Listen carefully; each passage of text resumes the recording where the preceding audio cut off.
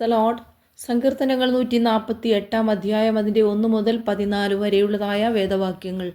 യഹോവയെ സ്തുതിപ്പിൻ, സ്വർഗത്തിൽ നിന്ന് യഹോവയെ സ്തുതിപ്പിൻ, ഉന്നതങ്ങളിൽ അവനെ സ്തുതിപ്പീൻ, അവൻ്റെ സകല ദൂതന്മാരുമായുള്ളവരെ അവനെ സ്തുതിപ്പീൻ, അവൻ്റെ സർവ്വസൈന്യവുമേ അവനെ സ്തുതിപ്പീൻ, സൂര്യചന്ദ്രന്മാരെ അവനെ സ്തുതിപ്പീൻ, പ്രകാശമുള്ള സകല നക്ഷത്രങ്ങളുമായുള്ളവയെ അവനെ സ്തുതിപ്പീൻ, സ്വർഗാദി സ്വർഗവും ആകാശത്തിൻ്റെ മീതെയുള്ള വെള്ളവുമായുള്ളവയെ അവനെ സ്തുതിപ്പീൻ.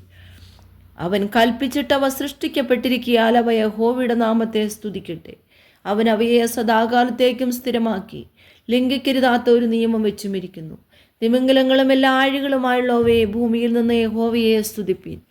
തീയും കന്മഴയും ഹിമവും ആവിയും അവൻ്റെ വചനം അനുഷ്ഠിക്കുന്ന കൊടുങ്കാറ്റും, പർവ്വതങ്ങളും സകല കുന്നുകളും പല വൃക്ഷങ്ങളും സകല ദേവദാരുക്കളും, മൃഗങ്ങളും സകല കന്നുകാലികളും ഇഴജന്തുക്കളും പരവകജാതികളും, ഭൂമിയിലെ രാജാക്കന്മാരും സകല വംശങ്ങളും, ഭൂമിയിലെ പ്രഭുക്കന്മാരും സകല ന്യായാധിപന്മാരും, യുവാക്കളും യുവതികളും വൃദ്ധന്മാരും ബാലന്മാരും, ഇവരൊക്കെയും യഹോവയുടെ നാമത്തെ സ്തുതിക്കട്ടെ.